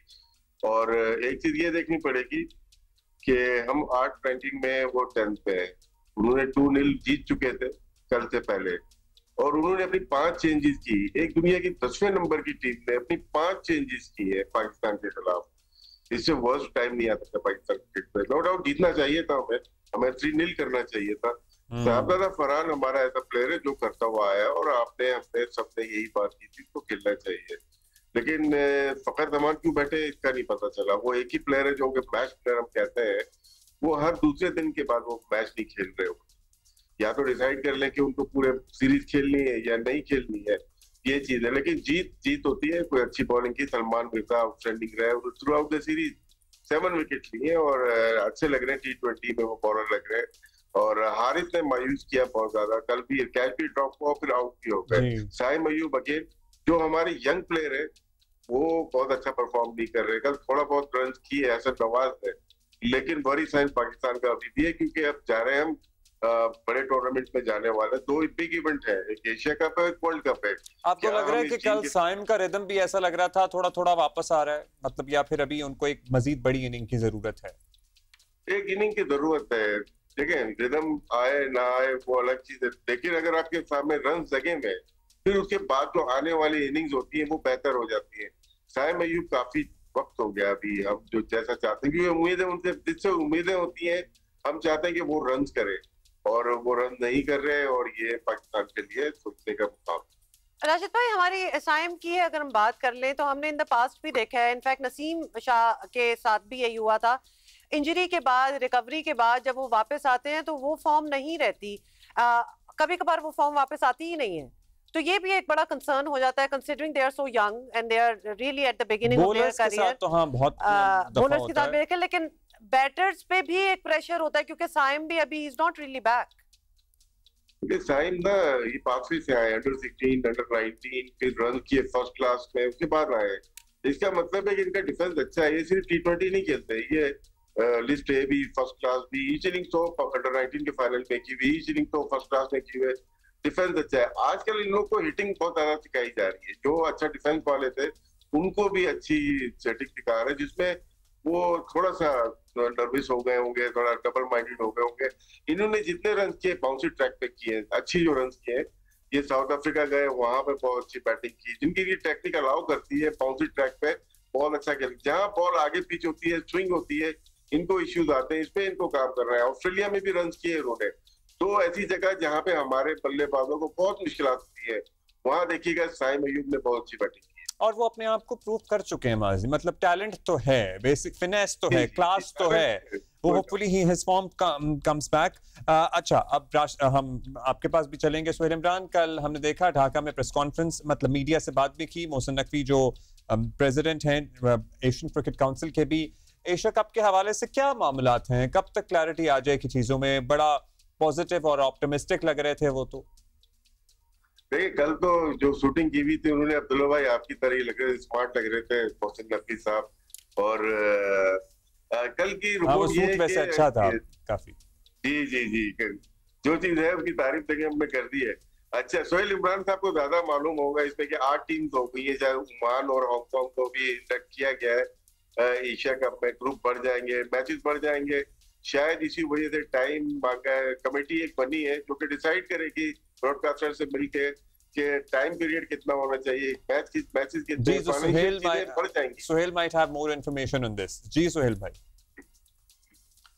अगर हम देखें आज से 3-4 रोज पहले तो लग ऐसे रहा था कि जैसे एशियन क्रिकेट काउंसिल का ढाका में जो एजीएम है वो नहीं हो पाएगी क्योंकि उसमें कोरम पूरा नहीं होगा। बहुत ज्यादा बातें आई, उसमें ये कहा गया कि अफगानिस्तान को भी अपने साथ मिला लिया गया है और इंडिया तो आएगा नहीं, उसने श्रीलंका को भी और ओमान को भी अपने साथ मिला लिया, और लेकिन ऐसा हुआ नहीं है, बल्कि पहली मरतबा ऐसा हुआ है कि 25 अरकान जो हैं उनका कोरम मुकम्मल हुआ। और यही वजह जिसकी तारीफ राशिद भाई ने भी की और आप भी जिस तरह बता रहे हैं कि मोहसिन नकवी जो एसीसी के सदर हैं वो बड़े कॉन्फिडेंट दिखाई दे रहे थे, तो ये उनकी एक, मैं समझता हूँ, एक कामयाबी थी उस प्लेटफॉर्म के ऊपर कि सबको उन्होंने इकट्ठा किया और साथ लेकर चलने की बात की और सियासत को दूर रखने की बात की, और यही एक मैसेज था और ये डायरेक्टली मैसेज था इंडिया को कि तमाम मामलात जो हैं हमें इस प्लेटफॉर्म के ऊपर, बल्कि क्रिकेट के अंदर सियासत को नहीं लेके आना चाहिए। जहां तक एशिया कप में बात है तो वो क्योंकि होस्ट आपके इल्म में है कि इंडिया है और इंडिया ने अपने तमाम तार मामला तय करने हैं, तमाम पेपर वर्क करके दोबारा एसीसी के पास आना है और मशावरती अमल दोनों का, आईसीसी का और बीसीसीआई दोनों का जारी है। और सबसे अच्छी बात यह है कि सदर मोहसिन नकवी के होते हुए अगर ये चीजें पाइपलाइन के ऊपर चल रही हैं, एक सम की जानब चल रही हैं कि एशिया कप को इनेकाद होना है, तो उसमें थोड़ा सा भी वक्त इसलिए लग सकता है, जिस तरह का इशारा राशिद भाई ने भी किया, वही बात मैं करने वाला था, क्योंकि अब टीमें इस एशिया कप में बढ़ गई हैं। जो पहले जिस ब्रॉडकास्टर, स्पॉन्सर्स और दूसरी विंडो के हवाले से बात हुई, उस में जो मुजव्वजा शेड्यूल दिया गया था उसमें मैचेस कम थे। अब क्योंकि विंडो बढ़ रही है, ड्राफ्ट उसमें जो ग्रुप्स होंगे उनकी टीमें बढ़ने की वजह से मैचेस ज्यादा होंगे, इसलिए अब वो दोबारा बीसीसीआई जो होस्ट है वो अपने ब्रॉडकास्टर जिन्होंने करना है सारे मामलात और उसके साथ साथ जो स्पॉन्सर्स हैं और विंडो देखनी है, अबू धाबी और दुबई जो 2 वेन्यू को शॉर्टलिस्ट किया गया, वहां पर उन्होंने ये देखना है कि उनकी अवेलेबिलिटी क्या है, होटल्स देखने हैं कि ये सारा जो ग्राउंड वो है लॉजिस्टिक के जो काम है वो मेरे ख्याल में इसमें हफ्ता 10 दिन लग सकते हैं। और क्योंकि वक्त बड़ा कम रह गया है, जुलाई खत्म होने को है, अगस्त रह गया है, बाकी 1 महीना तकरीबन आप कह सकते हैं कि बाकी है तमाम तर मामलात को एक हतमी शक्ल भी देना है। अच्छा, 2 डेट्स जो हैं बिल्कुल, अब ये चले एशिया कप के हवाले से तो अभी बहुत सी चीजें हो रही हैं। 2 डेट जल्दी से बता दो सर। जी जी जी जी 5 और 10 के दरमियान शुरू करने की बात हो रही है, और अगर इस तरह 5 और 10 के दरमियान शुरू होता है सितंबर में तो फिर उसको 10 को शुरू होता है तो फिर उसको 28 तक लेके जाना पड़ेगा, अगर 5 को शुरू होता है तो उसको 22 को खत्म करना पड़ेगा। तो ये इस हवाले से जो है वो मामलात को हतमी शक्ल दी जा रही है। अच्छा, अब ये भी बताइएगा बाकी हमारे क्या टूर्नामेंट्स, उनकी भी थोड़ी सी बात हो जाए। पाकिस्तान ने वेस्ट इंडीज भी जाना है गालिबन, कोई डिसीजन मेकिंग ऐसी भी होनी थी?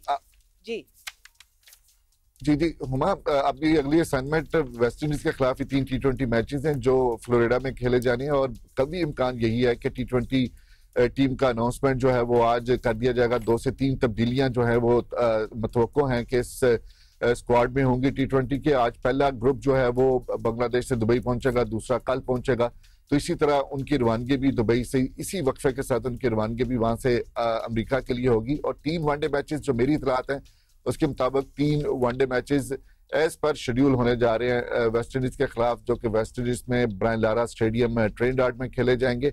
उसके लिए स्क्वाड का अनाउंसमेंट भी होगा आज, उसके ऊपर भी हतमी फैसला हो सकता है। अगर वो वनडे सीरीज होती है तो उसके लिए अलग स्क्वाड होगा, और उसमें जो पुराना पाकिस्तान का स्क्वाड है जिसने न्यूजीलैंड के खिलाफ आखिरी मरतबा सीरीज खेली थी वनडे की, वो वाले खिलाड़ी जो हैं वो भी शामिल होंगे, वो भी जाहिर है वो का हिस्सा थे वो होंगे। राशिद भाई, हम जरा एशिया कप की भी जाहिर है राहमबार हो रही है, होगा कुछ मुजव्वज़ा डेट्स भी आ रही हैं, टीम सिलेक्शन इस टूर्नामेंट में भी आपको कुछ रिजर्वेशंस थी, अब हम यहाँ से सीख के क्या टीम सेलेक्ट करें to go to the Asia cup? And also कल जो सलमान मिर्जा की परफॉर्मेंस थी, जो लाहौर कलंदर के आखिरी 3 मैचेस भी खेलते हुए आए और फिर लाहौर चैंपियन भी बना, और कल भी उनकी आउटस्टैंडिंग परफॉर्मेंस थी।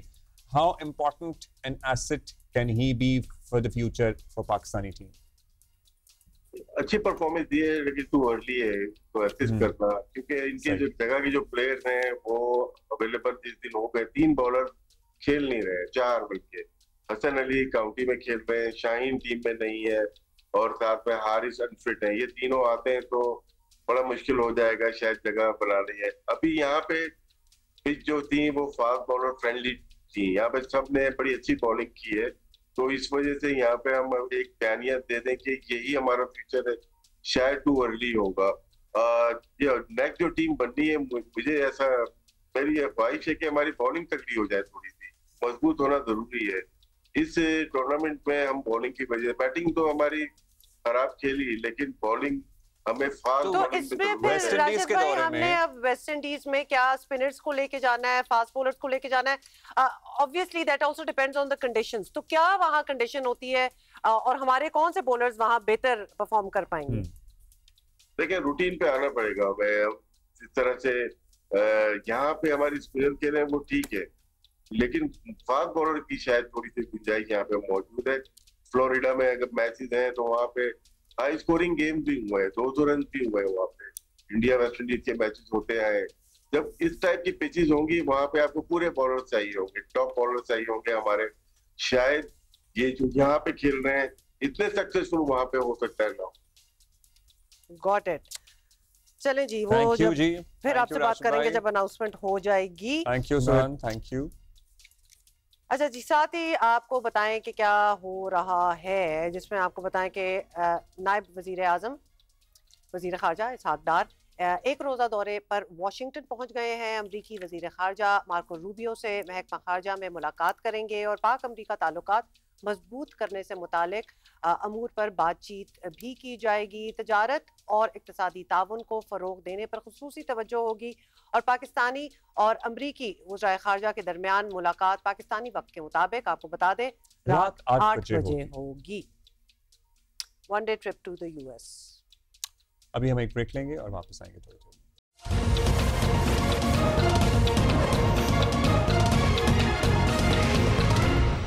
अच्छा जी, ये सुने, फ्रांस की जानिब से फ़लस्तीन रियासत के तौर पर तस्लीम करने का ऐलान कर दिया गया है। फ्रांसीसी सदर एमानुएल मैक्रोन ने कहा है कि वो अक़वाम मुत्तहिदा की जनरल असम्बली में सितंबर के दौरान फ़लस्तीनी रियासत को बाज़ाब्ता तौर पर तस्लीम करने का ऐलान करेंगे। मैक्रोन ने यह ऐलान by the way social media platform x पर किया और फ़लस्तीनी सदर महमूद अब्बास को एक ख़त भी भेजा जिसमें फ्रांस के इस इरादे की तस्दीक की गई है और वो फ़लस्तीनी रियासत को तस्लीम करेगा और दीगर ममालिक को भी इसकी तरगीब देगा। फ्रांस के इस इक़दाम का सऊदी अरब और दीगर ममालिक ने खैर मकदम किया है। फ्रांस की जानिब से फ़लस्तीनी रियासत तस्लीम किए जाने के फैसले पर रद्द-ए-अमल देते हुए अमरीकी वज़ीर ख़ारजा मार्को रूबियो का कहना था कि जल्दबाजी में किया गया फैसला हमास प्रोपेगेंडे की फतह है।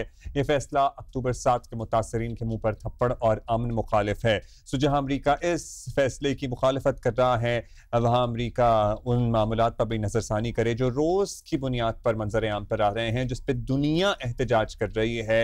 मगरिब के बहुत सारे ममालिक सरापा एहतजाज हैं जहाँ इसराइल अब रोजाना की बुनियाद पर बम बरसाने के अलावा भूख को बतौर हथियार इस्तेमाल कर रहा है और सैकड़ों लोग भूख की वजह से मर रहे हैं। जी, इजराइल की पॉपुलैरिटी अगर आपको लग रहा है ना कि वेस्ट में थी, अभी भी है, कोई ऐसी बात नहीं है, लेकिन वो काफी कम होती जा रही है क्योंकि कुछ हरकतें होती हैं, कुछ ऐसे इकदाम होते हैं जिनसे रुक जाना चाहिए था अब तक एटलीस्ट इजराइल को, लेकिन इजराइल इज नॉट स्टॉपिंग। तो लिहाजा वो सपोर्ट जो पहले थी, वो खामोशी जो पहले मिलती थी कि ठीक है जो कर रहा है वो कर रहा है, अब वो उस तरह रही नहीं है और इंशाल्लाह और कम होगी। इतने हद से तजावुज कर गए और इंसानियत भी शर्मिंदा है जो हो रहा है और मजालिम का ये वो सिलसिला है जिस पर कोई अगर देख लेना एक भी विजुअल, अगर if you come across these visuals and these stories on daily basis, आप ज़हनी आपकी हालत मुतासर हो जाए क्योंकि जो हालात हैं वहां पर ये लोग नॉर्मल जिंदगियां गुजारते थे। अब जो कतारों में लगते हैं तो उन पर गोलियां बरसा दी जाती हैं, आटा खाना लेने के लिए, और मतलब भूख के मारे मरने की एक अलग दास्तान है। ऑलमोस्ट एज इफ कि एक जगह इनको जमा करो और फिर इनको उड़ा दो। तो यही हो रहा है, ये हो रहा है, ही लगता है। तल अवीव में भी कल मुजाहिरा हुआ है, परसों मुजाहिरा हुआ है भूख को बतौर हथियार इस्तेमाल करने की, क्योंकि मुहासरा किया हुआ है, लोगों तक इमदाद पहुंच नहीं रही है। लेकिन ये मुजाहिरे इसी तरह शायद होते रहेंगे। देखिए तेल अवीव के अंदर अगर हो रहा है तो ये इम्प्लोजन की बात हो रही है, मतलब ये अंदर से ही आवाजें उठेंगी तो शायद कोई फर्क पड़ेगा, शायद फर्क नहीं पड़ेगा, शायद तब भी ना फर्क पड़े एक्चुअली, क्योंकि जो इंतहा पसंद है वहां पे वो तो इस बात पे तुले हुए हैं कि लोगों को सफाई हस्ती से मिटाना है और मिटाने में काफी हद तक कामयाब हो चुके हैं। ऐसा ही है। अच्छा साथ ही आपको बताएं नहीं, टाइम नहीं है अभी, इंटरेस्टिंग खबर थी वैसे बताने के लिए। we are going to see you inshallah on Monday. Enjoy your weekend. Bye.